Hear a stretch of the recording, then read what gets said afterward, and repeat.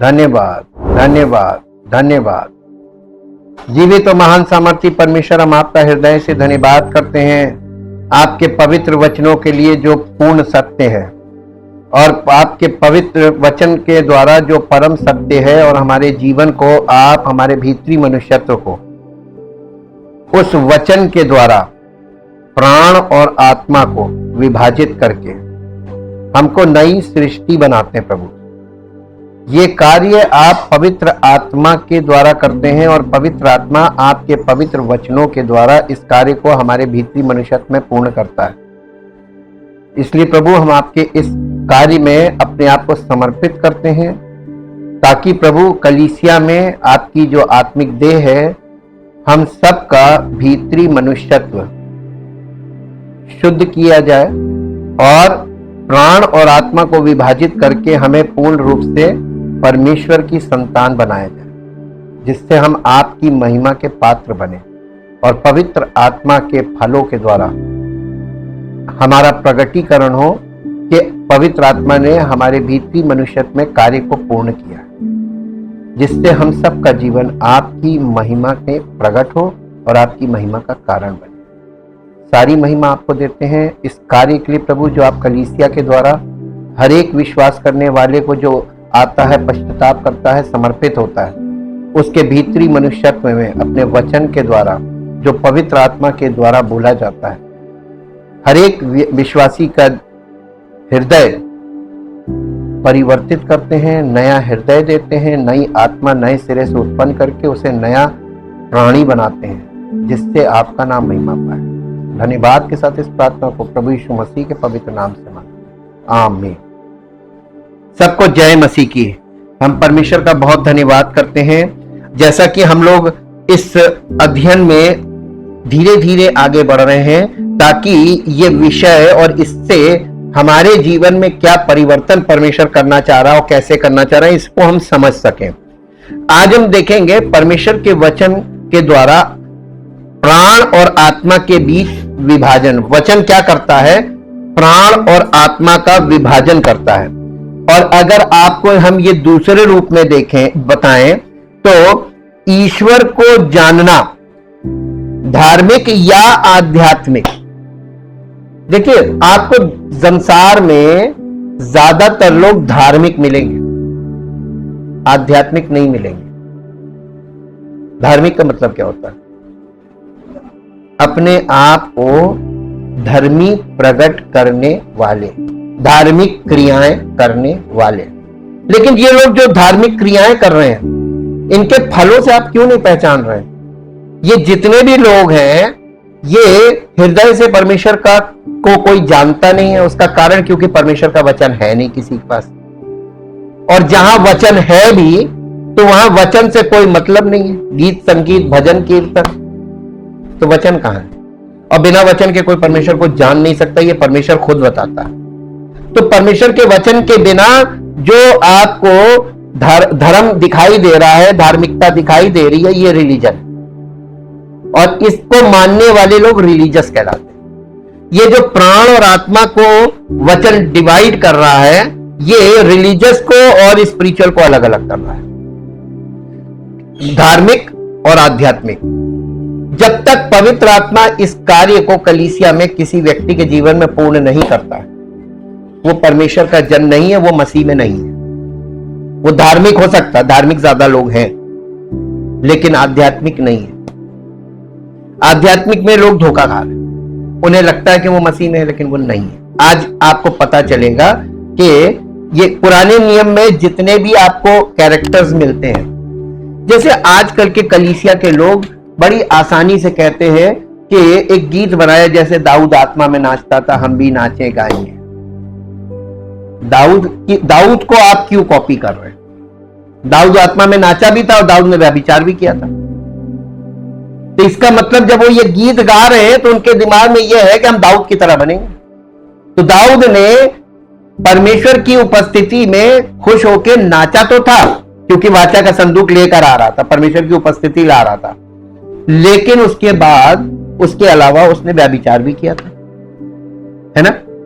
तो ये जो लोग इस तरीके के गीत गाते हैं और इस तरीके का विश्वास करते हैं कि ये पुराने नियम के कैरेक्टर्स को फॉलो करें, उसकी कॉपी करें, तभी आपने ये गीत नहीं सुना होगा कि जैसे पौलुस पवित्र आत्मा की अगुवाई में जीवन जीता था, हम भी वैसे जिन कभी कोई नहीं कहता, कभी कोई नहीं कहता। ये गीत बना ही नहीं, नए नियम पर आधारित कोई गीत नहीं, सब पुराने नियम पर आधारित है। तो रिलीजियस का मतलब क्या? पुराने नियम की बातों को अलंकारिक तौर पर लोगों के सामने रखना और उसको आइडलाइज करना, ये एक तरीके की मूर्ति पूजा है। जैसे मरियम खंजड़ी बजाती थी, हम भी नाचे गाएंगे। दाऊद के पास नृत्य करने के लिए एक विषय था कि परमेश्वर की वाचा का संदूक यानी परमेश्वर की महिमा, उसकी उपस्थिति इजराइल में जो निकल गई थी वो वापस ला रहा था, इसलिए वो खुश हो रहा था। आज कलीसिया में लोग काहे के लिए खुश हो रहे हैं? बेमतलब का डांस, बेमतलब का पुराने नियम की चीजों को आइडलाइज किया जा रहा है। बहुत ध्यान देखिए, आपको कलीसिया में जो नृत्य दिखाई दे रहा है ये दिल से कोई नहीं कर रहा है, ये एक दूसरे को देख के कर रहा है। हाँ। और ये सब चीजों के पीछे भावनाएं छिपी, वो आपकी भावनाओं को जगा रहे हैं कि आप खूब नाचो गाओ खूब। तो आप परमेश्वर की उपस्थिति में क्यों ना, जब तक उद्धार नहीं मिला है। परमेश्वर के वचन में, पुराने नियम में भविष्यवाणी की पुस्तक में लिखा है कि परमेश्वर ने ये वचन भेजा था, भविष्यवाणी का वचन, कि जब तुम उद्धार पाओगे तो पाले हुए बछड़े की नाई उछलोगे कूदोगे, यानी आनंद से आप उछलेंगे जब आप उद्धार पाएंगे। उद्धार का मतलब होता है बॉर्न अगेन, जब आपकी आत्मा में जीवन आ जाएगा तब आप आत्मिक तौर पर खूब आनंदित होंगे और हर सांस के साथ आप केवल धन्यवाद करेंगे और आनंदित होंगे। तो प्रभु की उपस्थिति में आनंद की भरपूरी है, लेकिन नाचने गाने के लिए कहीं नहीं लिखा। अब आप देखते हैं, हम लोग इस विषय को जब आगे बढ़ते हैं कि इसका कारण क्या था, ये परमेश्वर क्यों करता है। जैसा कि इब्रानियों की पुस्तक उसके 4 अध्याय के 12 पद में हम पढ़ते हैं, परमेश्वर का वचन जीवित और प्रबल और हर एक दुधारी तलवार से भी बहुत चोखा है और प्राण और आत्मा को और गांठ गांठ और गूदे गूदे को अलग करके वार पार छेदता है और मन की भावनाओं और विचारों को जांचता है। परमेश्वर का वचन प्राण और आत्मा के बीच विभाजन करता है। प्राण और आत्मा का विभाजन ये प्रकट करेगा कि क्या हम लोगों तक परमेश्वर का वचन पहुंचाने के लिए अपने प्राण का मतलब मालूम क्या है? मन और भावनाओं पर निर्भर है। प्राण का मतलब है मन और भावनाएं। आपका मन होगा और आप में भावना होगी तो आप वो करेंगे। तो रिलीजन में आप क्या देखते हैं? संसार का जो धार्मिक सिस्टम है उसमें आपको क्या चीजें दिखाई दे? उनका मन और उनकी भावना।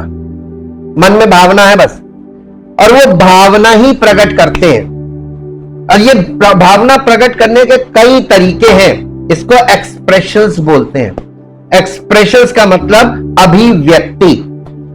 लोग हाथ जोड़ लेते हैं, ये अभिव्यक्ति है, एक्सप्रेशन में आता है।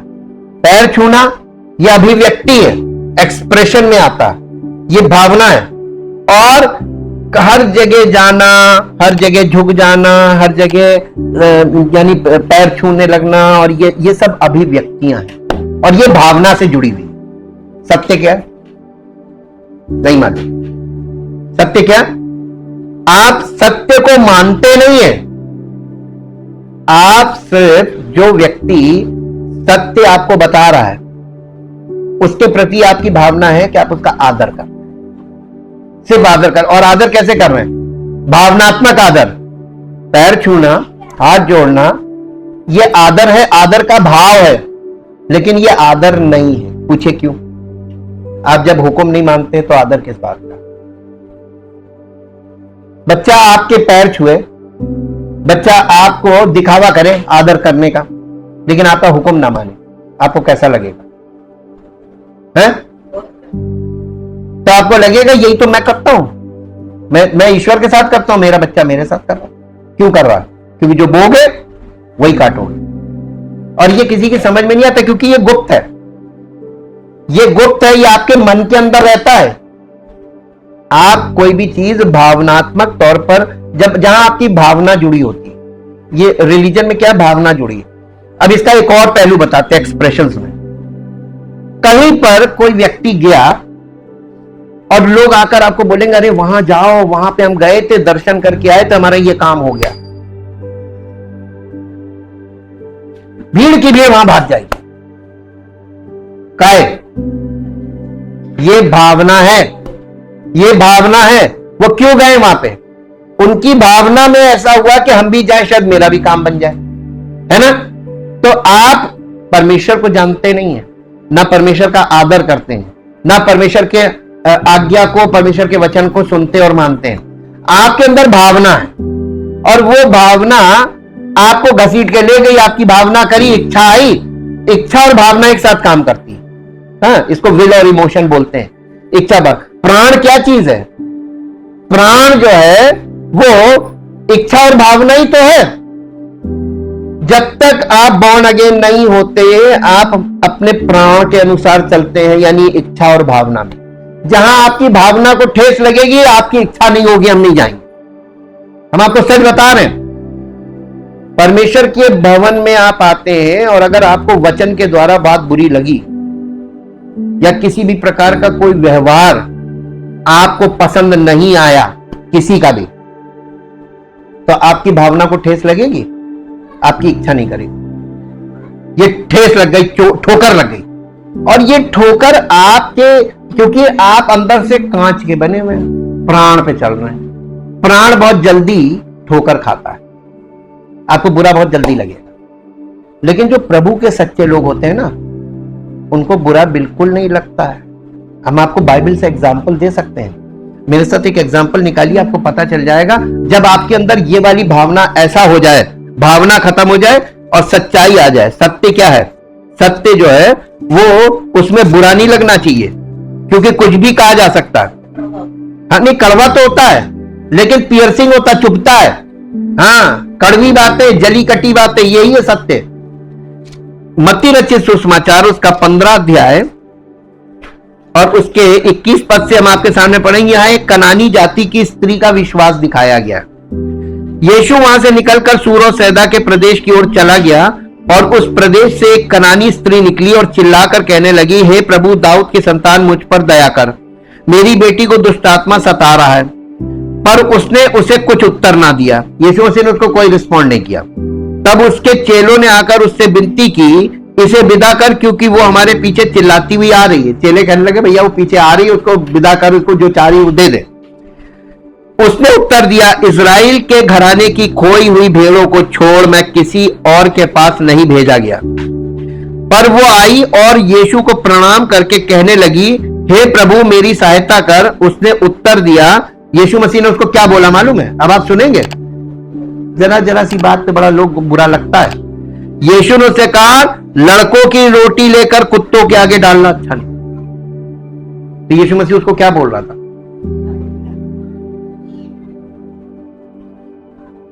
यूहन्ना बपतिस्मा देने वाले ने शास्त्री फरीसियों का सांप के बच्चों, यानी शैतान के बच्चे। आजकल के लोग कहां बर्दाश्त कर पाएंगे? पवित्र आत्मा की बोली पकड़िए, हार्ड बोलेगा, हार्ड लोगों के साथ हार्ड बोलेगा, व्यक्ति के ऊपर है। यहां पर वो कह रही है कि तब उसने क्या उत्तर दिया?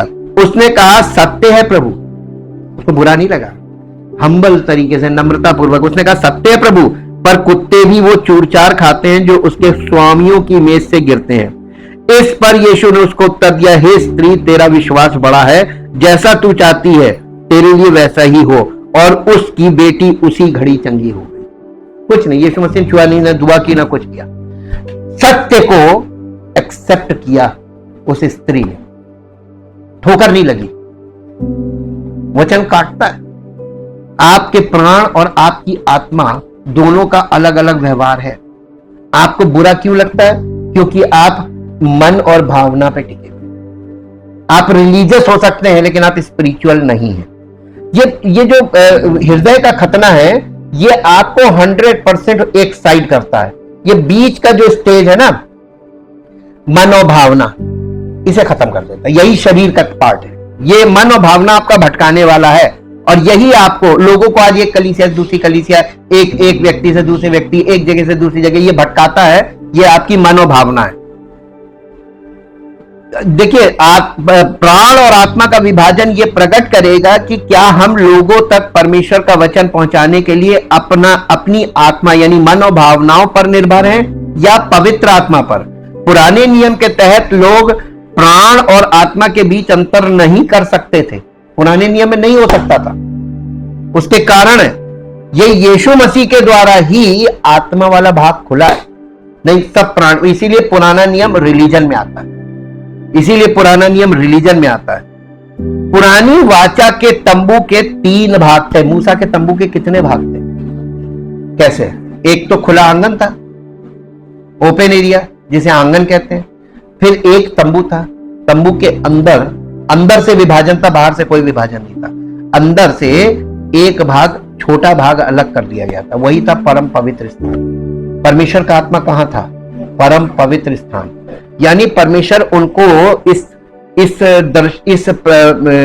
मूसा के तंबू के द्वारा एक दर्शन दे रहा था। दर्शन ये था कि आंगन तक आना, अंदर ना जाना। आंगन तक आना, अंदर ना जाना। क्यों नहीं जाना? क्योंकि हम पापी और हमें अंदर जाने की अनुमति नहीं है। तो जब लोग परमेश्वर के मंदिर में आते थे तो वो आंगन तक आते थे, जनरल लोग। और अंदर कौन जाता था?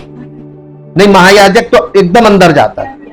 याजक, महायाजक के बच्चे जो होते थे वो लोगों के लिए काम करते थे, लोग अंदर नहीं जा सकते थे। तो महायाजक के जो बच्चे होते थे वो उनके लिए बलिदान चढ़ाते थे और फिर उस बलिदान को लेकर अंदर जाते थे और अंदर जाकर वो बलिदान उनकी तरफ से चढ़ाते थे, है ना।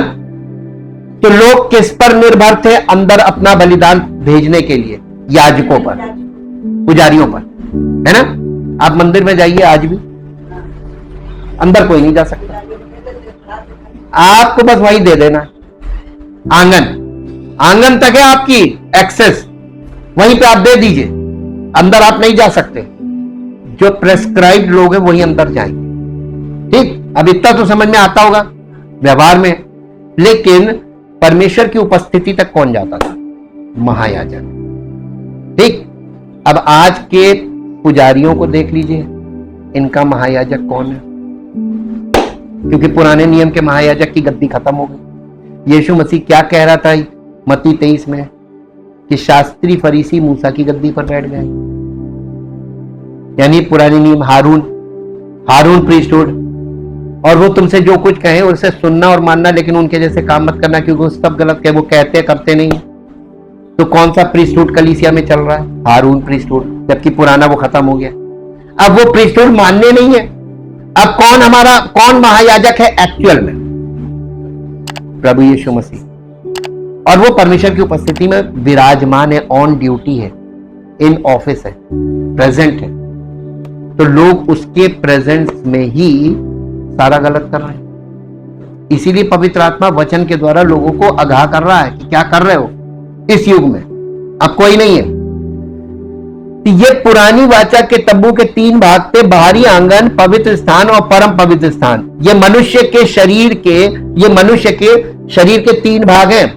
बाहरी आंगन हमारा शरीर है और प्राण हमारा भीतरी आंगन है या भीतरी पार्ट है, और आत्मा का चित्रण, आत्मा हमारे प्राण के भी अंतरतम भाग है, यानी इनर प्लेस। पहला थिस्सलुनीकियों 5 अध्याय के 23 पद में क्या लिखा हुआ है?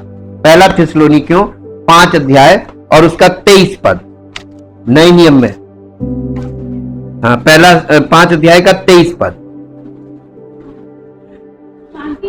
शांति का परमेश्वर आप ही तुम्हें पूरी रीति से पवित्र करे। पूरी रीति से पवित्र करे का मतलब समझिएगा, और तुम्हारी आत्मा और प्राण और देह हमारे प्रभु यीशु मसीह के आने तक पूरे और निर्दोष सुरक्षित रहे।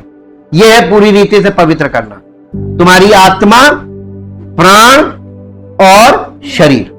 तो शरीर आखिरी पार्ट है, सबसे पहला पार्ट है आत्मा। तो परमेश्वर का आत्मा, पवित्र आत्मा काम कहां से शुरू करेगा? हमारी आत्मा से। ठीक, बॉर्न अगेन इसीलिए मस्ट हो गया। प्रथम भाग वही है, यह हमारे प्राण का अंतरतम भाग है। प्राण का प्रतिनिधित्व पवित्र स्थान द्वारा किया जाता था। देखिए वहां पे आप पवित्र स्थान जब देखते हैं, जहां पे भेंट की रोटी की मेज, उसमें वहां पर रोटी था और पानी था, और इसके बाद ब्रेड एंड वाइन, जिसको बोलते हैं ब्रेड एंड वाइन रखा हुआ था, और इधर दीपदान था, 7 ब्रांच कैंडल स्टैंड, और सामने धूप की वेदी हुआ करती थी। ये 3 वेदियां अंदर पवित्र स्थान में थी। ये पवित्र स्थान, हमारे प्राण में ये 3 आत्मिक चीजें होनी चाहिए: जीवन की रोटी, जीवन की ज्योति, जीवन का जल और जीवन की सुगंध, जो नए नियम में आपको देखने को मिलती है। और ये चारों चीज जो है ये मसीह है। जीवन की ज्योति, जीवन की रोटी, जीवन का जल और जीवन की सुगंध, ये चारों चीज यीशु मसीह है स्पिरिचुअली। तो मसीह आपके अंदर अगर होगा तो आपके अंदर ज्योति होगी, आत्मिक ज्योति, और आपके अंदर जीवन की रोटी होगी, जीवन का जल होगा आपके प्राण में, और आपके अंदर जीवन की सुगंध होगी। और ये चारों चीजें मिलके आपको परमेश्वर की उपस्थिति में आपकी आत्मा के लिए मार्ग खोलती है। और इसीलिए यही दिखाया गया था कि ये वहां पर पुराने नियम में महायाजक वर्ष में 1 बार जाता था सबके पापों का बलिदान करने के लिए। यीशु मसीह ने वो बलिदान 1 बार में कर दिया कि नहीं कर दिया? मेरे साथ निकाल लीजिए, आपको समझते जाना है तो आप मेरे साथ निकालिए इब्रानियों की पत्री 10 अध्याय,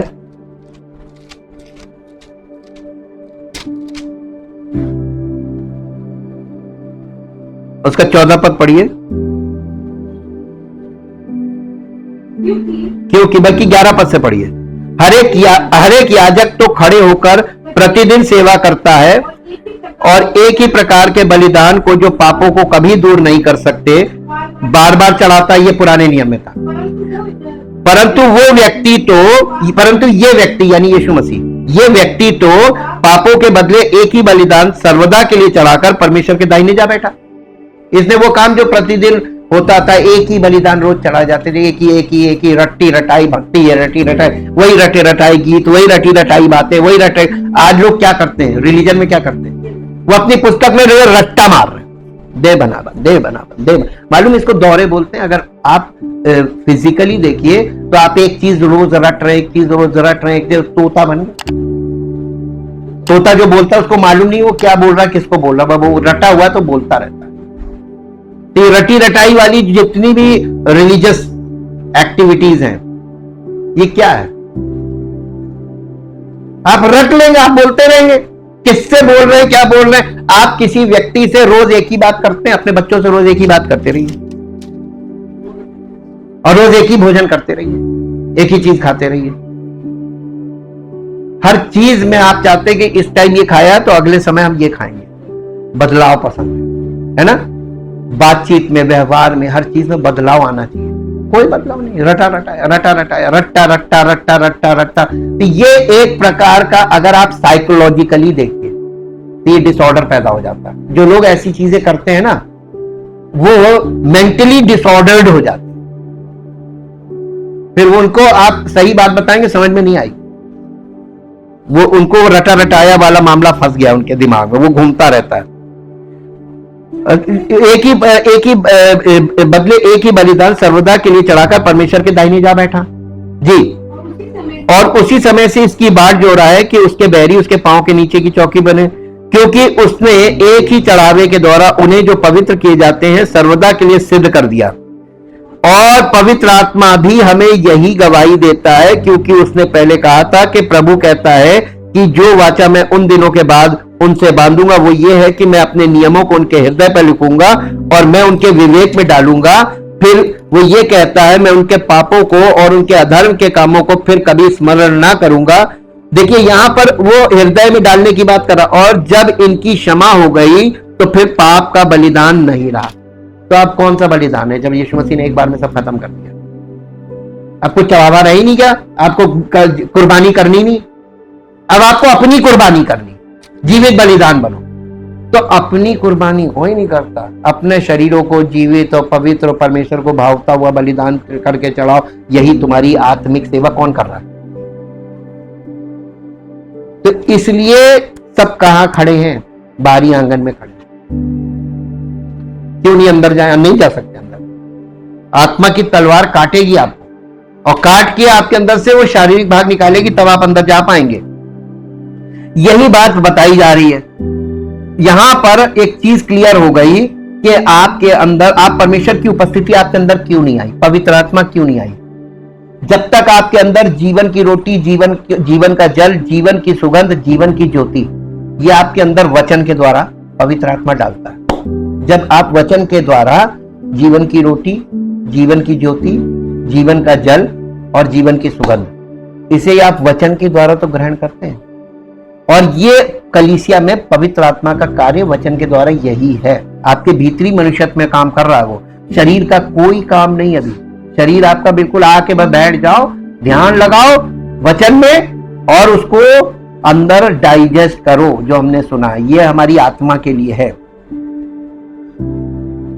और यहां पर प्राण का प्रतिनिधित्व पवित्र स्थान द्वारा किया जाता था और आत्मा का प्रतिनिधित्व परम पवित्र स्थान द्वारा किया जाता था।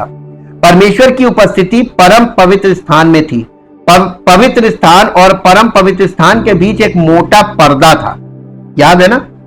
मोटा पर्दा था। किसी भी मनुष्य को परम पवित्र स्थान में प्रवेश करने की अनुमति नहीं थी, वर्ष में एक बार महायाजक को छोड़कर। ये प्रतीकात्मक रूप से ये सिखाने के लिए था कि मनुष्य पुरानी वाचा के तहत आत्मा में नहीं रह सकता या परमेश्वर की सेवा नहीं कर सकता था। इसलिए इजरायली ये अंतर करने में सक्षम नहीं थे कि क्या आत्मिक था और क्या आध्यात्मिक। जो लोग अभी भी इन दोनों के बीच अंतर नहीं कर सकते हैं, वे पुरानी वाचा के मसीही के रूप में रह रहे हैं। तो आपको कौन से मसीही दिख रहे हैं? पुरानी वाचा वाले के नई वाचा वाले? अब आंखें धीरे धीरे खुलेंगी। क्या है जो यहां अलग है बाकी सब जगहों से? आप बहुत पर सोचेंगे, आपको कभी पता नहीं चलेगा। ये वचन ही आपको बताएगा यहां पे क्या अलग है और जगहों से। सब पुराने नियम वाली, सब भावनाओं में बह रहे हैं, सब भावनाओं में बह रहे हैं, सब रिलीजियस हैं, स्पिरिचुअल कोई नहीं। परमेश्वर का वचन आपको बताएगा कि क्या आत्मिक है और क्या आध्यात्मिक। आज बहुत से तथाकथित मसीही कार्य आत्मिक है, यानी रिलीजियस है, धार्मिक टाइप के। आत्मिक कार्य, आत्मिक का मतलब रिलीजियस है यानी धार्मिक। आत्मिक कार्य या धार्मिक कार्य परमेश्वर की सेवा करने के मानवीय विचारों पर आधारित हैं। ये अच्छे विचार हो सकते हैं जो बुरे या शारीरिक नहीं हैं, लेकिन वे मानवीय और धार्मिक है। मनुष्यों के द्वारा किए जा रहे, शरीर के द्वारा किए जा रहे और धार्मिक है, या आत्मिक नहीं है, या आध्यात्मिक नहीं है। ये वो हैं। 3 प्रकार के मसीही हैं। शारीरिक मसीही ये वे हैं जो फिर से जन्मे हैं, यानी बॉर्न अगेन, लेकिन जो अभी भी सीमित मात्रा में पापपूर्ण सुख का आनंद लेते हैं और जो पैसे आदि से प्यार करते हैं। ये शारीरिक मसीही हैं। आपको इनके लिए भी दिखा दें, पौलुस ने दिखाया है। पहला कुरिन्थियों, पौलुस की कलीसिया के लोग ऐसे ही थे। पौलुस ने अपनी कलीसिया के बारे में बताया। 3 अध्याय पहले पद से पढ़िए। हे भाइयों, मैं तुमसे इस रीति से बातें ना कर सका जैसे आत्मिक लोगों से, परंतु जैसे शारीरिक लोगों से और उनसे जो मसीह में बालक है।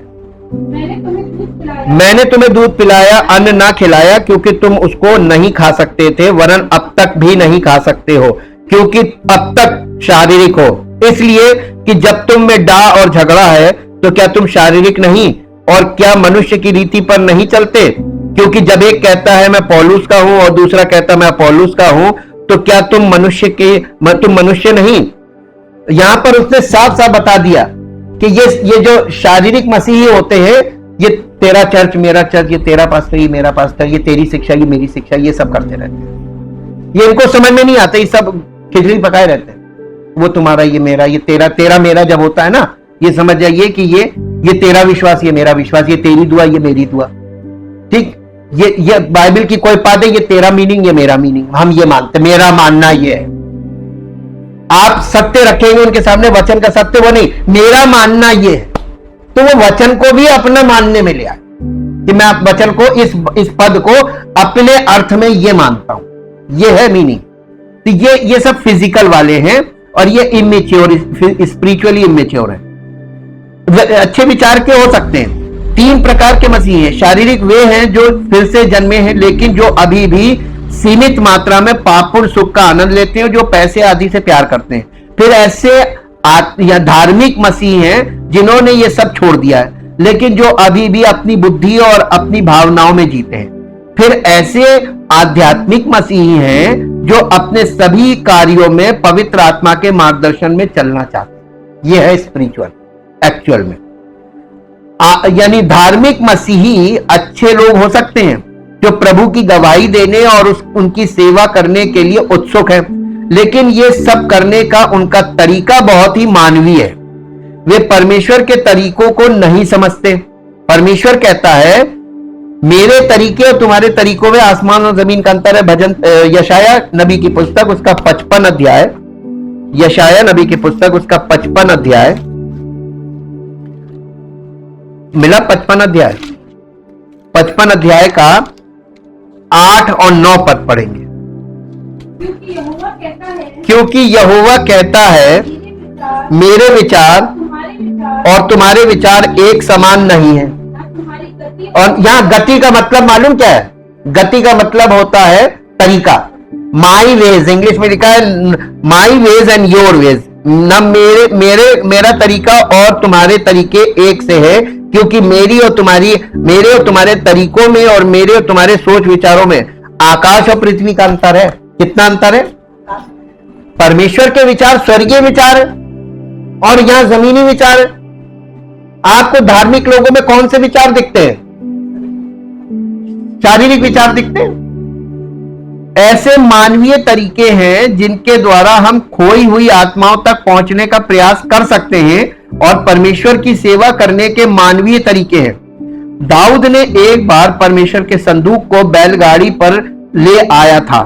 जब वो पहली बार ला रहा था उसको, संदूक को, वाचा के संदूक को, पहली बार जब वो राजा बना था, जिस तरह से एक बार पलिश्तियों ने किया था। दूसरा सैमुएल 6 अध्याय, दूसरा सैमुएल, इतिहास में ले जाके देखिए ये चीज परमेश्वर का आत्मा दिखा रहा है।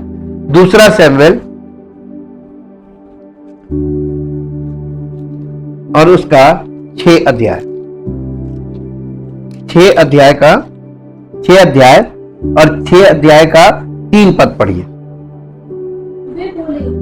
हाँ, यदि तुम इस्राएल के नहीं, दूसरा सैमुएल 6 अध्याय, हाँ 6 अध्याय उसका 3 पद। तब उन्होंने परमेश्वर का संदूक एक नई गाड़ी पर चढ़ाकर टीले पर रहने वाले अमीनादाब के घर से निकाला और अबीनादाब के उज्जा और अहियो नामक 2 पुत्र उस नई गाड़ी को हाँकने लगे और उन्होंने उसको परमेश्वर के संदूक समेत टीले पर रहने वाले अबीनादाब के घर से बाहर निकाला और अहियो संदूक के आगे आगे चला। दाऊद और इजराइल का एक समस्त घराना यहोवा के आगे सनोवर की लकड़ी के बने हुए सब प्रकार के बाजे और वीणा, सरंगिया, डफ, डमरू, झांझ बजाते रहे। जब वे नाकोन के खलियान तक आए, तब उज्जा ने अपना हाथ परमेश्वर के संदूक की ओर बढ़ाकर उसे थाम लिया, क्योंकि बैलों ने ठोकर खाई। तब यहोवा का कोप उज्जा पर भड़क उठा और परमेश्वर ने उसके दोष के कारण उसको वहां ऐसा मारा कि वो वहां परमेश्वर के संदूक के पास मर गया। तब दाऊद अप्रसन्न हुआ, इसलिए कि यहोवा उज्जा पर टूट पड़ा था और उसने उस स्थान का नाम पेरेसुज्जा रखा। यह नाम आज के दिन तक विद्यमान है। और उस दिन दाऊद यहोवा से डर कर कहने लगा, यहोवा का संदूक मेरे यहां कैसे आया? नहीं लाया, डर गया, अब नहीं लाएंगे। परमेश्वर की उपस्थिति को लाना आसान बात है। सब लोग कह रहे हैं पवित्र आत्मा आ गया। पवित्र आत्मा का मतलब परमेश्वर का आत्मा, उसकी उपस्थिति इतने लोगों पर आ गई और कोई भी शुद्ध नहीं। देखिए कितना बड़ा धोखा पवित्र आत्मा को लेकर इस समय हो रहा कलीसियाओं में। और ये यहां पे ले जाके दिखाया कि परमेश्वर की उपस्थिति, वाचा का संदूक और परमेश्वर की महिमा दोनों वाचा का संदूक था।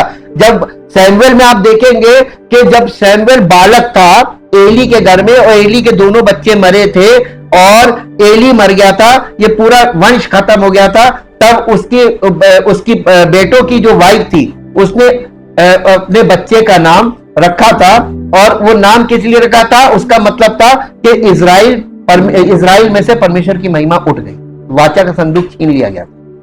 वाचा का संदूक परमेश्वर की महिमा को दिखाता है और परमेश्वर की उपस्थिति को दिखाता, परमेश्वर की सामर्थ को दिखाता। ये थी वाचा का संदूक, ये चला गया, महिमा उठ गई इजराइल। वही जब वापस आ रही है तब ये कांड हुआ कि उज्जा ने हाथ लगा दिया। कोई व्यक्ति जो पूरी तरीके से परमेश्वर की आत्मा के योग्य नहीं है, पवित्र आत्मा उस पर आएगा। गुड क्वेश्चन है, इस पर बड़ा क्वेश्चन मार्क इसलिए लगा हुआ है कि आजकल के जैसे लोग हैं विश्वासी, और वैसे ही उनके सेवक भी। सेवकों पर भी जल्दी से आ जाता है, विश्वासियों पर भी जल्दी से आ जाता है, और सब प्रकार की गलत जिंदगी होने के बाद, गलत विचार होने के बावजूद आ जाता है।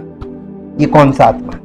ये परमेश्वर का आत्मा नहीं है, ये पवित्र आत्मा नहीं है, ये सत्य का आत्मा नहीं है, ये भ्रम की आत्मा, ये भ्रम की आत्मा।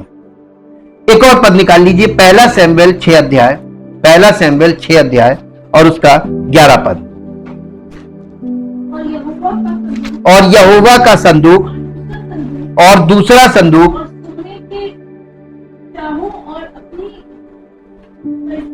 नहीं, एक मिनट रुको, हमको खोलना पड़ेगा।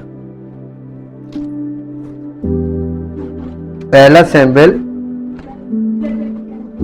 6 अध्याय,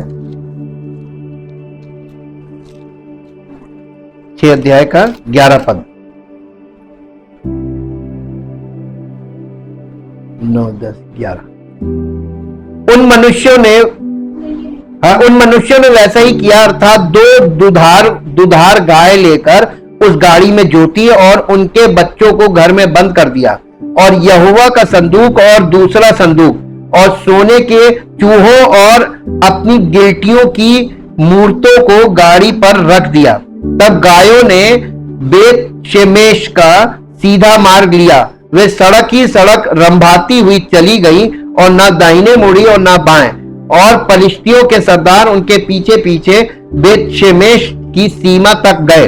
बेत शेमेश के लोग तराई में गेहूं काट रहे थे, और जब उन्होंने आंखें उठाकर संदूक को देखा तब उसके देखने से आनंदित हुए।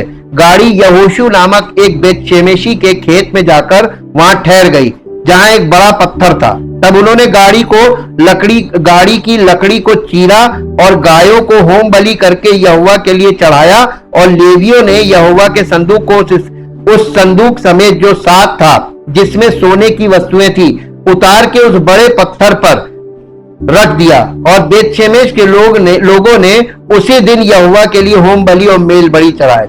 ये देखकर पलिश्तियों के 5 सरदार उसी दिन एक्रोन को लौट गए, यानी वो यरूशलेम की सीमा के अंदर चला गया। लोगों ने उसको रिसीव कर लिया और वहां पर बलिदान करने लगे वो संदूक के आगे। दाऊद को वहीं पे राजा हुआ, तो दाऊद फिर वहां से लेके अबीनादाब के घर पे उसको लाके रखा था। ये इसकी कहानी है और ये इस तरीके से दिखाया गया।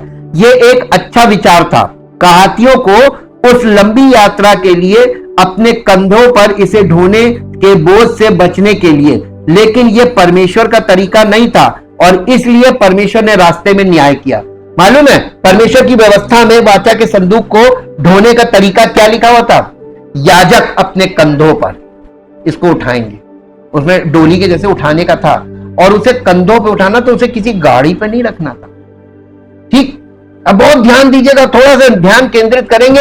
आज इस मॉडर्न एज में लोग परमेश्वर की उपस्थिति को कैसे चेंज करने में लगे हुए, कैसे कर रहे हैं, ये आपको समझ में आने लगेगा। जब भी मसीही परमेश्वर के कार्य को करने का मानवीय तरीका अपनाते हैं तो उलझन पैदा होगी। हो सकता है कि बाहरी परिणाम प्रभावशाली हो, लेकिन परमेश्वर की महिमा अनुपस्थित होगी। जब देखिए फिजिकल जहां भी काम हो रहा है, सब जगह गड़बड़ी हो रही है, मारामारी हो रही है, झगड़े हो जा रहे हैं, सब मामला काम बिगाड़ कौन रहा? क्योंकि परमेश्वर की उपस्थिति है नहीं। कहीं कोई किसी के जीवन में कोई परिवर्तन नहीं होगा। करते रहो, शारीरिक काम में क्या है, तुम गड़बड़ी फैला रहे हो। और कानूनी तौर पर ये पकड़े जाएंगे, गड़बड़ी फैलाने वाले। ये साथ साथ चल रहा देखिए, और उसमें परमेश्वर की उपस्थिति उनकी जिंदगी में है ही नहीं जो ये काम कर रहे हैं। मूसा ने तंबू को ठीक वैसे ही बनाया जैसे परमेश्वर ने उसे बताया था। उसने इसे नहीं बनाया जैसा उसने मिस्र में जो विद्या सीखी थी, पढ़ाई लिखाई सब कुछ, मूसा ने परमेश्वर के ये तंबू को, जो मूसा का तंबू कहलाता है, इसके अंदर के सब वस्तुओं को मूसा ने अपने डिजाइन में नहीं बनाया। बहुत विद्वान व्यक्ति था, मिस्र की विद्या थी उसके पास, यानी सांसारिक तौर पर हाईली क्वालिफाइड था, लेकिन स्पिरिचुअली जीरो था। आज के बहुत पढ़े लिखे, बहुत हाईली क्वालिफाइड लोग आज के इस युग में मसीही लोगों को धोखा दे रहे हैं, और मसीही लोग उन्हीं से धोखा खा रहे हैं, क्योंकि मसीही लोगों को लगता है ये बहुत ज्यादा डिग्री धारक हैं, पढ़े लिखे हैं, बहुत पहुंचे हुए हैं, इनके पास ज्ञान है। ज्ञान वहां नहीं मिलेगा। हमेशा याद रखिए, परमेश्वर का आत्मा किसी निर्बल व्यक्ति के द्वारा आपको बात करेगा। जहां उसने अपना खजाना रखा हुआ है वो आपको सत्य बताएगा, वो सत्य परमेश्वर के वचन को छोड़ कहीं है नहीं। जहां मूसा को विशाल पिरामिड बनाने का तरीका सिखाया गया था, मूसा को परमेश्वर के घर को बनाने के तरीके के बारे में अपनी मानवीय समझ को त्यागना पड़ा। मूसा के अंदर जो मानवीय ज्ञान था, सांसारिक ज्ञान, उसको त्यागने के लिए, मूसा को उसको त्यागने के लिए परमेश्वर ने क्या किया था, बताएंगे कोई? क्या किया था? यही एक कारण था कि परमेश्वर को मूसा को 40 वर्षों के लिए जंगल में ले जाना पड़ा। मूसा की जिंदगी 120 साल नेट थी, कंप्लीट 120 साल में उसकी डेथ हुई थी। 40 40 40 कितना हुआ? 120 साल। तो 40 40 साल के 3 पार्ट हैं।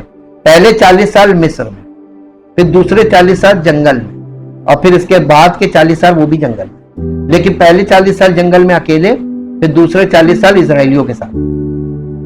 तो 80 साल तो उसके जंगल में ही हो गए, है ना? पहले अकेले, तो अकेले क्यों ले गया था परमेश्वर को 40 साल जंगल में? केवल ये सिखाने के लिए कि तेरी जो ये सांसारिक ज्ञान तेरे पास है, ये मेरे लिए किसी काम का नहीं, शून्य करने के लिए। तो ये परमेश्वर की आत्मा और प्राण को काटने का मतलब ये कि तुम्हारे सारे शारीरिक ज्ञान को जब तक पवित्र आत्मा पूरी तरीके से मिटा नहीं देगा, तब तक तुम इसमें आगे नहीं बढ़ सकते। अब आप बताइए, कितने, अगर ये पैटर्न है परमेश्वर का सेवक तैयार करने का, तो कितने सेवक होने चाहिए संसार में? ढेर सारे। 40 साल मूसा को देखिए, 40 साल मिस्र में यानी संसार में, 40 साल जंगल में ले गया अकेले में, और उसके बाद परमेश्वर की आत्मा उस पर उतरी, सामर्थ मिली, और तब उसने इजरायलियों का छुटकारा किया। और परमेश्वर ने सफल उसको इसीलिए किया क्योंकि वो कंप्लीट रेडी हो चुका था, तैयार हो चुका था। आज कितने मसीही तैयार हो गए? एक भी नहीं, सब ये झूठे खड़े, सब भ्रम फैला रहे हैं। ये परमेश्वर के वचन में, पुराने नियम में पवित्र आत्मा ले जाके आपको एक चीज दिखाएगा, सत्य यहां देखो, ये है परमेश्वर का तरीका। इसमें टाइम फैक्टर साथ साथ चलेगा। 2 दिन में कोई महारत नहीं हासिल कर सकता, और आपका जीवन इसमें इन्वॉल्व होगा, पूरी तरीके से आपका जीवन लग जाएगा। उसने, यही एक कारण था कि परमेश्वर ने उसे 40 वर्षों के लिए जंगल में ले जाना, मानवीय विचारों से छुटकारा पा सके, जो उसने गैमलियल के बाइबल स्कूल में, देखिए इसके साथ भी यही हुआ था। किसके साथ? पौलुस के साथ। पौलुस के साथ भी यही हुआ था कि पौलुस को, यही कारण था कि परमेश्वर ने पौलुस को 3 वर्षों के लिए अरब ले गया, ताकि वो उन मानवीय विचारों से छुटकारा पा सके जो उसने गैमलियल के बाइबल स्कूल में 3 वर्षों के अध्ययन के दौरान प्राप्त किए थे। गलातियों की पत्री, उसका पहला अध्याय। हम आपको हर चीज का प्रमाण वचन से ही देंगे, क्योंकि ये वचन ही हमको बता रहा है। और आज लोग इसके विपरीत चल रहे हैं, सब खुद की धार्मिकता बना रहे हैं। गलातियों का पहला अध्याय और पहले अध्याय का 17 और 18 पद पढ़िए। देखिए, और थोड़ा उससे ऊपर पढ़ लीजिए।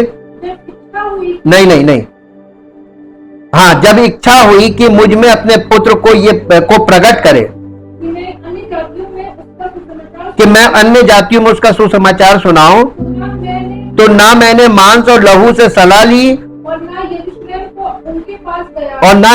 को उनके पास गया जो मुझसे पहले प्रेरित थे, पर तुरंत अरब को चला गया और फिर वहां से दमिश्क को लौट आया। फिर 3 वर्ष के बाद मैं कैफा से भेंट करने के लिए यरूशलेम गया और उसके पास 15 दिन तक रहा, परंतु प्रभु के भाई याकूब को छोड़ और प्रेरितों में से किसी से ना मिला। जो बातें मैं तुम्हें लिखता हूं, देखो परमेश्वर को उपस्थित जानकर कहता हूं कि वे झूठी नहीं है। इसके बाद मैं सीरिया और किलिकिया के प्रांतों पर में भी आया और यहूदिया की कलीसियाओं ने जो मसीह में थी मेरा मुंह कभी नहीं देखा था। अब ये यहाँ पे क्या बता रहा है कि ये 3 साल के लिए वहां अरब में चला गया, यानी रेगिस्तान में चला गया, वीराने में गया। वहीं पे परमेश्वर इसका हृदय का खतना कर रहा है। हृदय का खतने का मतलब है कि आपको ये कलीसियाई गतिविधियों से एकदम गुप्त में ले जाएगा। पहले लगेगा आपका कलीसिया में कोई पार्टिसिपेशन फिजिकली अब खत्म हो गया, लेकिन परमेश्वर अब आपका हृदय का खतना कर रहा है। मेरे साथ भी ऐसी बात है। हमारा फिजिकल पार्टिसिपेशन, प्रीचिंग ईचिंग मैंने फिजिकल सब बंद कर दी थी, और एक बहुत लंबे समय तक कोई प्रीचिंग नहीं, कुछ नहीं। परमेश्वर हमें वीराने में ले गया, एकदम सन्नाटे में, और हम गुप्त रूप से छोटी छोटी नीलमता और इधर उधर गांव क्षेत्र में कहीं कहीं छोटी छोटे ग्रुप्स में जाकर स्टडी देने लगे, बिल्कुल गुमनाम हो गए। और उसके बाद जब फिर वापस पलटे, तब पवित्र आत्मा की सामर्थ्य ने काम करना शुरू किया और विरोध शुरू हो गया। बोलते ही हमारी बोली का विरोध शुरू हो गया। हम समझ गए हाँ विरोध आ गया, अब काम हो रहा, अब बाहर आ गई, अब वचन, अब परमेश्वर की आत्मा काम कर रही, इसलिए विरोध आ गया। यहां पर ये साफ देखते हैं, परमेश्वर के तरीकों को समझने से पहले उसे अपनी आत्मिक समझ को, यानी धार्मिक समझ को आपको खत्म करना पड़ेगा।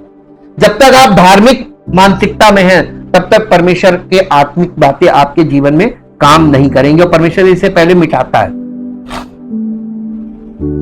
जब भी मसीही परमेश्वर के कार्य को करने के मानवीय तरीके अपनाते हैं तो उलझन पैदा होगी, इसीलिए होगी। आत्मा का तात्पर्य मानवीय शक्ति से भी है।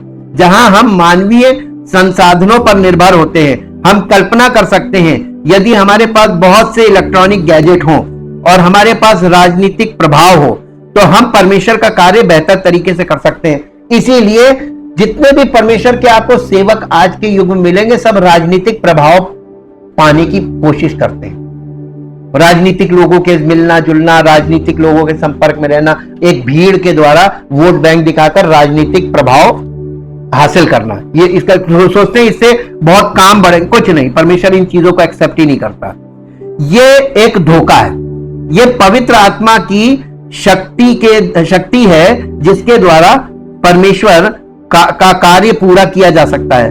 प्रारंभिक प्रेरितों के पास पैसा, गैजेट या प्रभाव नहीं था। उनके मानव संसाधन लगभग शून्य थे, लेकिन उन्होंने आज के मसीहों की तुलना में बहुत अधिक हासिल किया, जो अपने सभी गैजेट, धन और प्रभाव के साथ संसाधन धन और प्रभाव के साथ हासिल करते हैं। प्रेरितों के पास आत्मिक शक्ति थी। अब देखिए, जो प्रेरित लोग थे उनके द्वारा जितना काम पूरी दुनिया में हुआ, उतना काम आज इतने करोड़ों लोगों के द्वारा नहीं हो पाया, सरक ही नहीं पा रहे आगे, क्योंकि ये सारे संसाधन लगा रहे हैं, अपना प्रभाव का इस्तेमाल कर रहे हैं, धन का इस्तेमाल कर रहे हैं, लेकिन पवित्र आत्मा नहीं है। पवित्र आत्मा का ना होना, कलीसिया शून्य हो जाती है, कुछ नहीं है, क्योंकि आत्मा की शक्ति है ही नहीं। अगर हमें वास्तव में आध्यात्मिक बनना है तो हमें प्राण और आत्मा के बीच विभाजन करना होगा।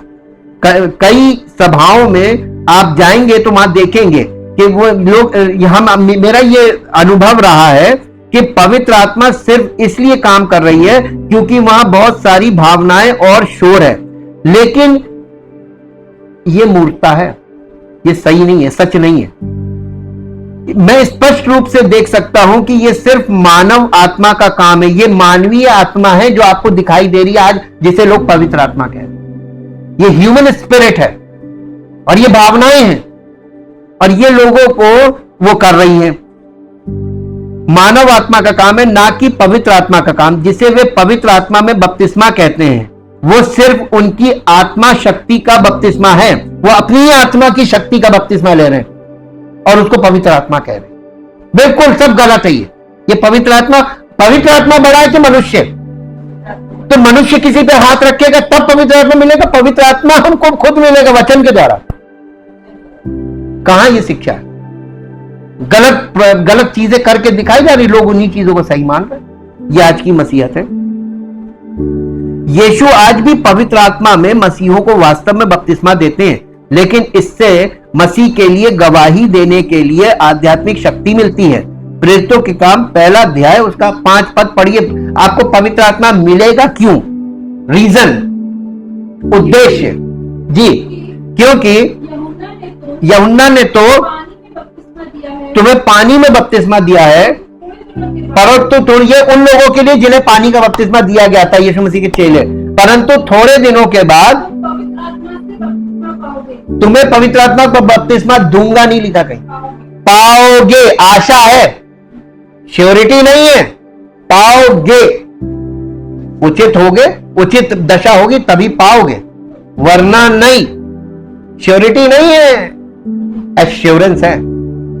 ये याद रखिएगा, इसको समझिए शब्दों को। और इसके बाद इसका 8 पद पढ़िए। परंतु जब पवित्र आत्मा तुम पर आएगा तब तुम सामर्थ पाओगे,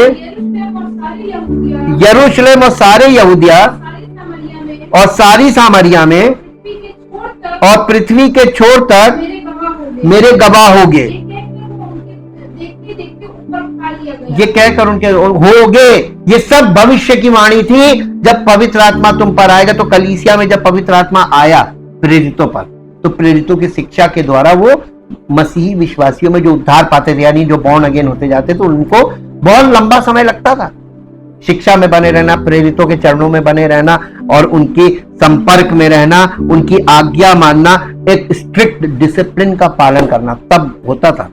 ये एक आजकल के लोगों ने तो सिर्फ खेल बना दिया, हर चीज का एक डुप्लीकेसी कर दी, क्योंकि डुप्लीकेसी में ये युग बहुत आगे है ना।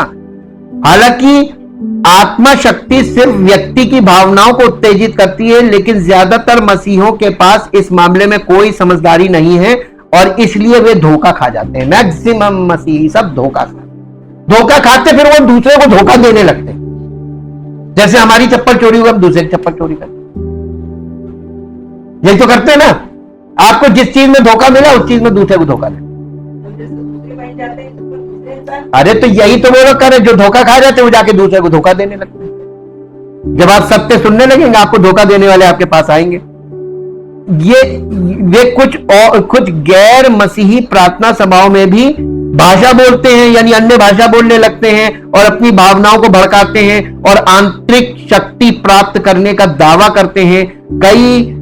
कई लोग आत्मशक्ति को भड़काने में लिप्त हैं इस समय। ये पवित्र आत्मा कह के ये अपनी आत्मा की शक्ति, मानव आत्मा को भड़काते हैं और ये वो एकदम से झूमने लगना, नाचने लगा, ता ये सब आपकी खुद की आत्मा है।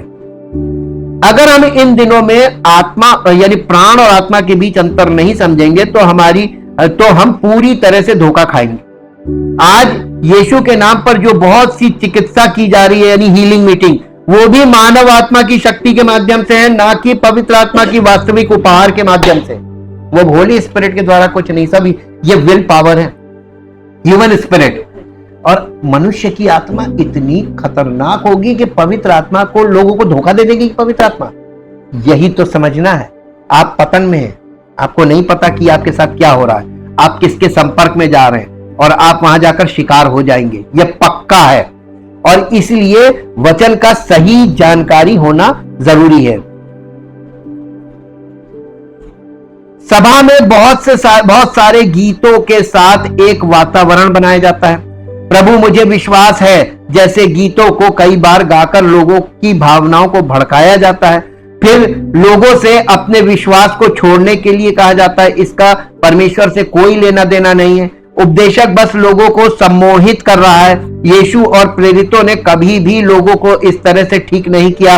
उन्होंने बिना किसी गायन या भावना के चुपचाप बीमारियों को ठीक किया। कहां यीशु मसीह ने गीत गाए और पूरी ऑर्केस्ट्रा बजा के और उन्हें सम्मोहित किया। आज देखिए बहुत चल रहा है, ये खड़े हो जाते हैं ऐसे और वो सब सम्मोहन है और ये बहुत पुरानी कला है और ये चल रही है और लोग धोखा खा रहे क्योंकि लोगों को धोखा इसलिए क्योंकि वो वचन से दूर हैं, अंडरस्टैंडिंग नहीं है।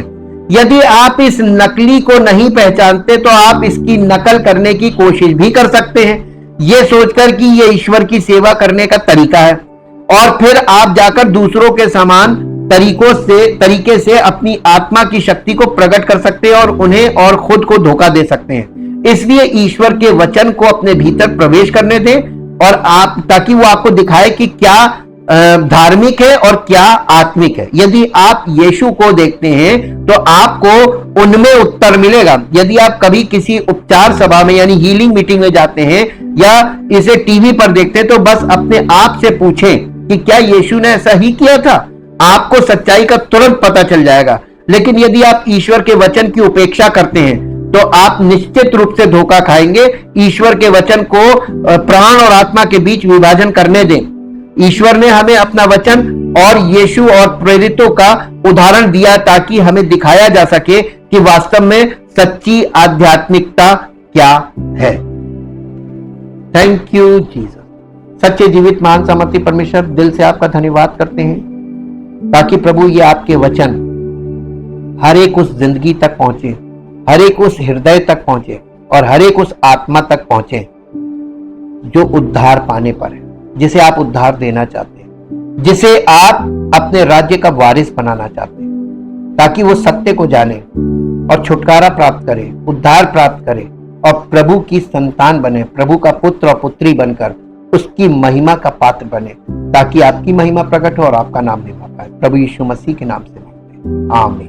प्रेज़